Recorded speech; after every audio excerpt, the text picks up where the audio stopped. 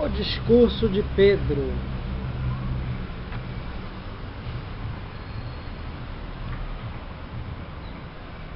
A profecia de Joel. Mas Pedro, estando em pé com os 11, levantou a voz e disse-lhes: Homens da Judeia e todos os que habitais em Jerusalém, seja-vos isto notório, e prestai ouvidos às minhas palavras, pois estes homens não estão embriagados, como vós supondes, visto que é ainda a hora terceira do dia. Mas cumpre-se o que dissera o profeta Joel. E acontecerá nos últimos dias, diz o Senhor, que derramarei do meu espírito sobre toda a carne, e vossos filhos e vossas filhas profetizarão, vossos mancebos terão visões, e os vossos velhos sonharão, e também sobre os meus servos e minhas servas derramarei do meu espírito naqueles dias, e profetizarão. E mostrarei prodígios em cima no céu e sinais embaixo na terra: sangue e fogo, vapor e fumo. O sol se converterá em trevas e a luz em sangue, antes que venha o grande e glorioso dia do Senhor. E acontecerá que todo aquele que invocar o nome do Senhor será salvo. Capítulo 2, versículos 14 a 21.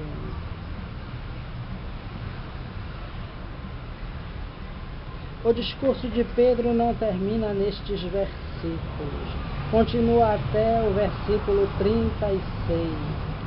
Para não tomar espaço, deixamos de transcrever a última parte, recomendando-a à atenção dos leitores, pois em qualquer Novo Testamento, com facilidade encontrá-la.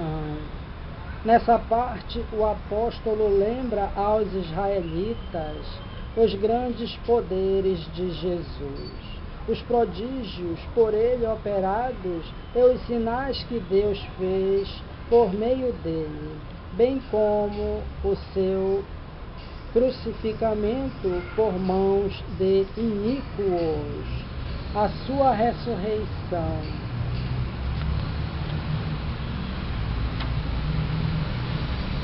a incorruptibilidade de seu corpo, as antigas profecias avisando tudo o que ia suceder, etc. Pedro foi um dos primeiros discípulos que Jesus escolheu. Se lermos atentamente os evangelhos, veremos que esse homem era um excelente médium, intuitivo e inspirado. Já anteriormente, ele tomara a palavra e falara inspirado pelo Espírito, em nome dos 12. No capítulo 16 de Mateus, versículos 15 e 16, os leitores verão que, perguntando o Mestre aos seus discípulos quem diziam eles ser o Filho do Homem, foi Pedro quem falou em nome dos 12 e falou inspirado pelo Espírito, transmitindo a revelação, sobre a qual Jesus disse que edificaria a sua igreja. Pedro começou o seu discurso citando a profecia de Joel, profecia esta incerta no Antigo Testamento, e que anuncia os acontecimentos que se realizariam não só naquela época, como com mais precisão ainda em que nos achamos e num futuro próximo. Essa profecia é bem clara e se verificou no cenáculo com a produção de línguas estrangeiras pelos médiuns poliglotas, que em número de 120 ali se achavam. Mancebos tiveram visões, pois viram as chamas como que línguas de fogo e repousando sobre todos. Não consta, entretanto, dos atos que os velhos tivessem sonhos, o que quer dizer que a profecia não foi realizada em sua totalidade. Mas depois, conforme veremos no decorrer dos nossos estudos, outras manifestações, como curas, etc., foram verificadas até que, chegada a Era Nova, em que nos achamos, têm-se dado manifestações de todo o gênero, como as que temos observado, segundo os relatos transmitidos pelos sábios e experimentadores que, com o auxílio de poderosos médiuns, tão poderosos como os apóstolos, e talvez mais ainda, têm prestado todo o seu serviço para desmoronar o templo do materialismo, erguendo sobre a grande pirâmide do amor o belo farol da imortalidade.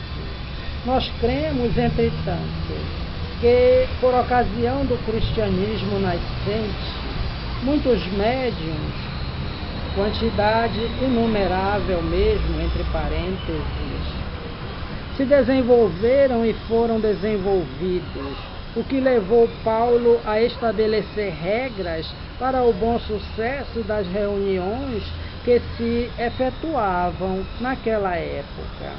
Na Epístola aos Romanos, capítulo 12, versículo 4, diz Paulo: pois assim como temos muitos membros em um só corpo, e todos os membros não têm a mesma função, assim nós, sendo muitos, somos um só corpo em Cristo, mas individualmente somos membros uns dos outros, e tendo dons diferentes, segundo a graça que nos foi dada. Se é profecia, profetizemos, segundo a proporção da nossa fé. Se é mistério, dediquemo-nos ao nosso ministério. Se é ministério, dediquemo-nos ao nosso ministério. Ou que ensina, dedique-se ao que ensina. Ou o que exorta, a sua exortação. O que reparte, faça-o com simplicidade. O que preside, com zelo. O que usa de misericórdia, com alegria.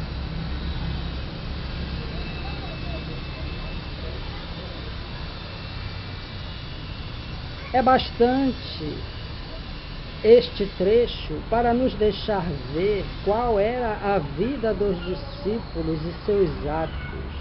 Tarefa toda espiritual que não poderia dispensar o auxílio dos espíritos, encarregados de fazer reviver neles as palavras de Jesus e guiá-los em todas as suas ações. Aí está bem clara a missão do profeta, que deve salientar a profecia. O apóstolo da luz, comparando a diversidade de membros do nosso corpo, cada qual com sua serventia e seu mistério, fez ver a diversidade de dons, de faculdades psíquicas, faculdades essas que devem ser orientadas pelos preceitos do Cristo, que é a cabeça, entre parênteses, o chefe. Assim como todos os nossos membros sujeitos estão à cabeça. Na primeira aos Coríntios, capítulo 12, versículos 4 a 31, o doutor dos gentios é ainda mais explícito, mostrando que todas as manifestações são orientadas, ou, para melhor dizer, permitidas por Deus. todos os rios de água viva, aos quais o Mestre se referiu, que emanariam do ventre daquele que nele cresce, fazendo alusão ao Espírito que haviam de receber, tinham uma só fonte, que é Deus. Vamos aproveitar a palavra de tão ilustre doutor. Ora, há diversidade de dons, mas o mesmo é o Espírito. E há diversidade de ministérios, mas o mesmo é o Senhor. E há diversidade de operações, mas é o mesmo Deus que opera tudo em todos.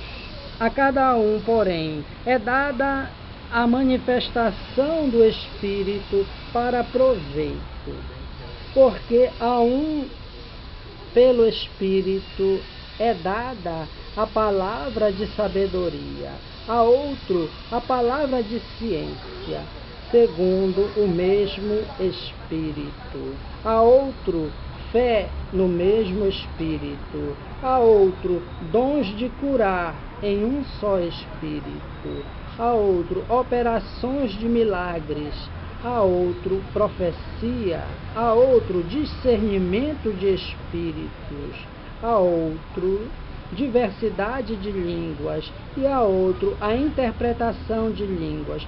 Mas todas estas coisas operam um só e o mesmo Espírito, distribuindo a cada um particularmente o que lhe apraz. O dom do Espírito Santo, como dizem as igrejas, vê-se bem claro que é o dom da mediunidade e comunicação dos Espíritos.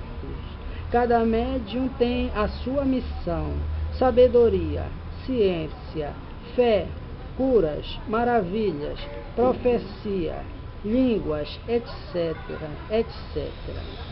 Mas é preciso não esquecer que existem também os que têm o dom de discernimento dos Espíritos. Ora, se existem indivíduos encarregados do discernimento dos Espíritos, e se este dom foi enumerado por Paulo, parece claro e lógico que não é só um Espírito que produz tudo. Não é sempre o mesmo Espírito que produz maravilhas, curas, profecias, etc., etc. Mas sim, muitos, sendo que há adiantados e atrasados, senão não haveria necessidade de discernimento. Quis Paulo dizer que todos os espíritos são provenientes de Deus, e não como julgavam os judeus, que os havia por parte do diabo.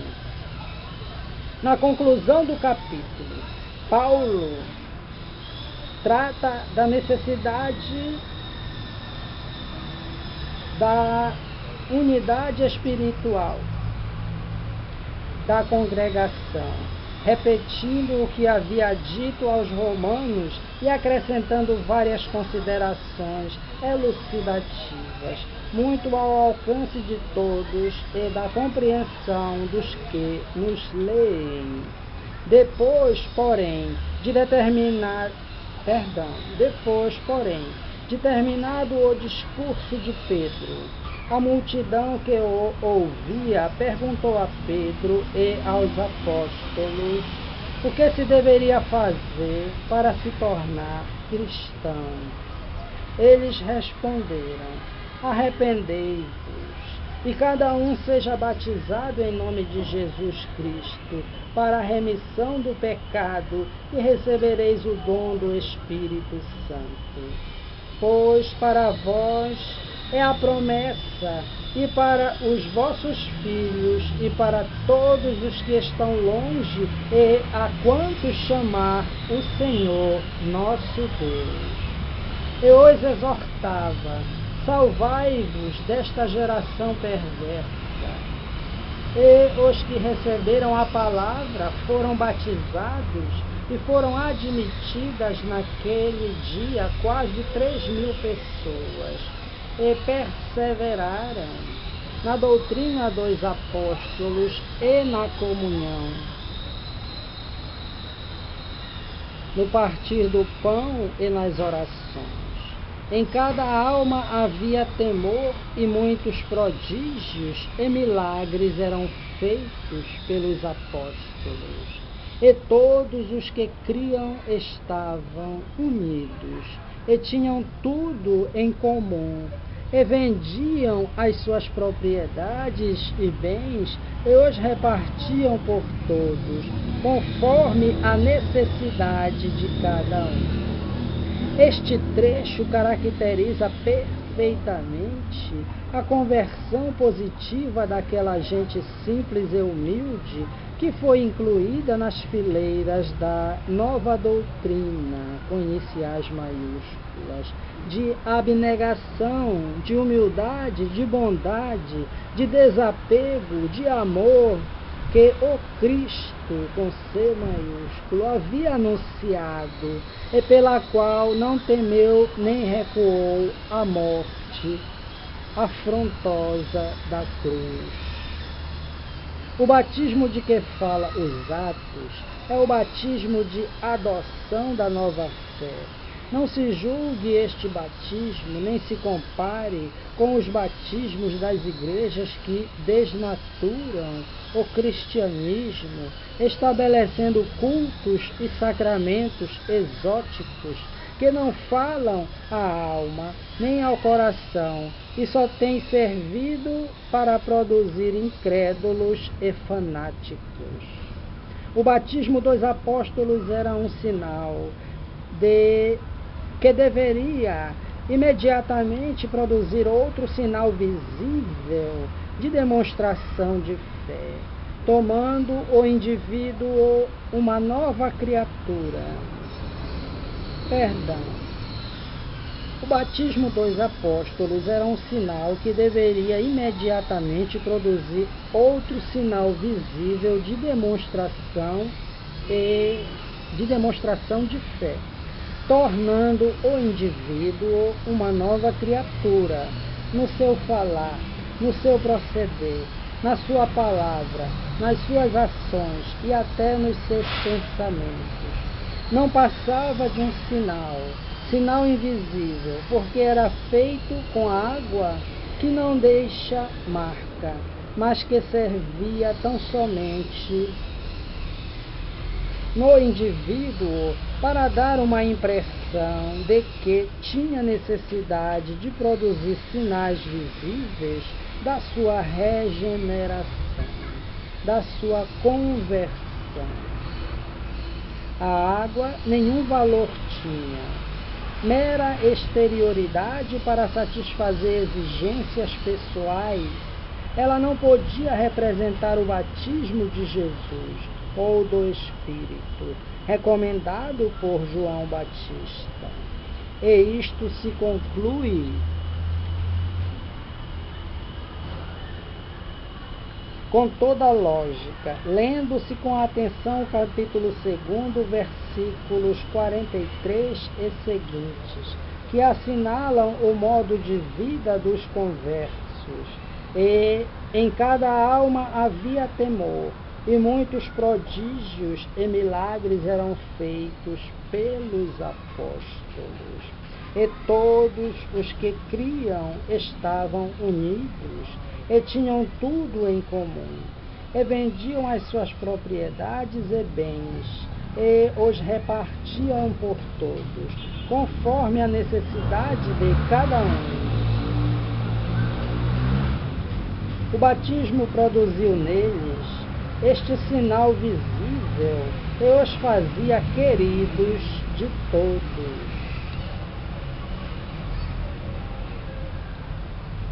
Graças a Deus, graças a Deus. Mais um capítulo do livro Vida e Atos dos Apóstolos, de autoria de Cair Bachuca, da editora O Clarim. Um excelente livro. uma espécie de elucidação dos evangelhos e dos atos.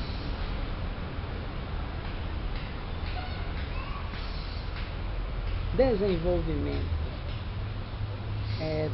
dos atos e das escrituras. Que dia belo, que dia bom. Hoje, 22 de novembro de 2013, já estamos no clima de Natal, um pouco distante.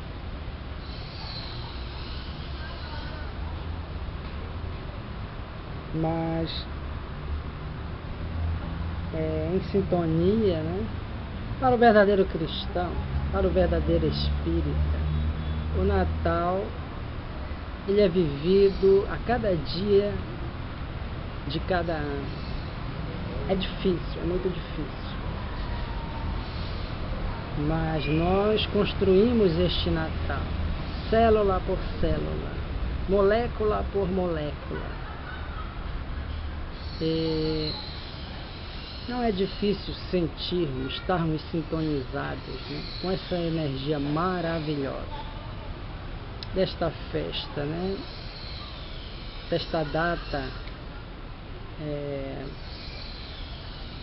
muito educativa, muito útil, mas também belíssima, que é o Natal.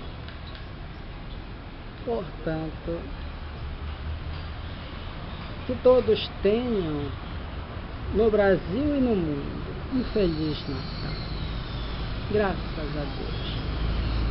Graças, muitas graças.